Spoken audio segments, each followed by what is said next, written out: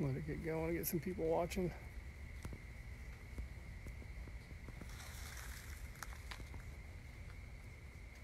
Can't believe it's 2 o'clock in the morning. Can they hear you? Yeah, it's fine. We're just getting. I usually just wait for. You can see how many people are watching, so you just want to wait before you give everything away. You gotta let them tune in first, and then start talking about what it is that's going on. All right, so we're here in Spanish Fort. We've been traveling around Spanish Fort, checking out the damage, and this is by far not only the most incredible damage we've seen, but the most incredible story we've heard out of this. You heard live earlier from the Baldwin County EMA director that there are no serious injuries or deaths in Baldwin County. And when you see this, it's pretty incredible that nobody died tonight. This is a trailer, and by trailer I mean a nice fifth wheel trailer with a pop out and all that stuff. This is at a Spanish Fort storage facility, and one of the guys who works here, he works here, right? He actually owns one of the storage units. He owns one of the storage units, and he lives in this RV. And we have the assistant chief here. Introduce yourself, please. I'm John Shoemaker. I'm an assistant chief with Spanish Fort Fire Department. And you actually know the guy who lives in here. Tell me the story. I do. So we had a tree go through a roof at Kinsley, as you know, and we started surveying the area. I had crews surveying the area for damage because we felt like we had a tornado touchdown based on witnesses telling us that. And we were able to locate this trailer. At first we thought we had people trapped in it because I know the individual and I know he lives here. And luckily he was able to come out to me and speak to me, and he just came out of the trailer, which, looking at it, I'm not sure how he got out, but I think the master bedroom is down at this other end down here, and you can see where the more damage is at this end. So that's probably I would say 4 or 5 ton tree that went through the middle of it. So you were saying earlier this is probably the luckiest guy in Spanish Fort tonight, maybe? I would say out of all the damage we've seen tonight and minor injuries that I've heard about, this is probably the luckiest guy tonight.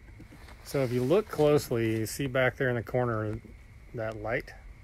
That's a TV that's still on. And by on, I mean it's kind of barely on because it's smashed up and the screen is smashed, but you can see that light back there.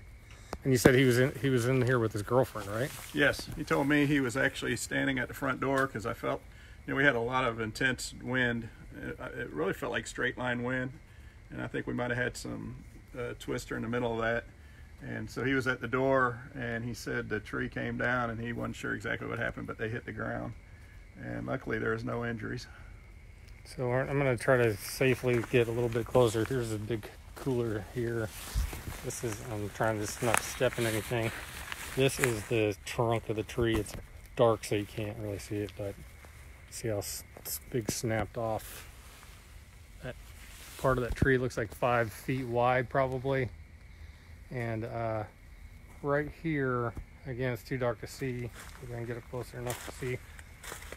Looks like 2 dogs probably survived this too, because there's 2 dog crates right there. Back there in the corners, that's where you can see that the TV is still kind of on. But this is a massive tree that slammed through this trailer, and there were 2 people in this trailer, and they walked away. Not only did they survive, they walked away safely. And definitely probably the luckiest people in Spanish Fort, maybe in Baldwin County tonight. Maybe they should go buy some lottery tickets tomorrow, because this is pretty incredible. And we'll be out here during the day tomorrow to show you this more lit up, because I can't imagine what this looks like in the daytime. So we've been wandering all over Spanish Fort. We were at Highway 31, where Wilson's Tow Yard. The fence was blown about 50 yards into the business next door. Luckily, it looked like just maybe the fence was damaged there, and a couple cars were hit with the fence, but they looked like they were probably already wrecked cars anyway, sitting in the tow yard. And all over Baldwin County. There's scattered damage and debris, but thankfully nobody injured seriously, nobody dead. And the folks who were living in this trailer already have a warm bed to sleep in tonight. We talked to the Red Cross about that earlier today. The fire department said they had already had friends who'd taken them in, and the people in the apartments who had to leave too. So, yes, this is near Stagecoach Road, Gwynn. That's exactly where we are. So just an incredible story tonight. We are going to be searching for the man and woman who survived this and their 2 dogs, and hopefully be talking to them the first thing in the morning. Watch WKRG News 5 in the morning starting at 4:30. Chad Petrie will be live with the damage from across Baldwin County, and hopefully we'll be hearing from the 2 people who survived this. Thank you all for watching, and again, thanks to all the firefighters, deputies, linemen, everybody out, the police working out to help us get to stay on track and get power back on and keep us all safe. Talk to you in the morning.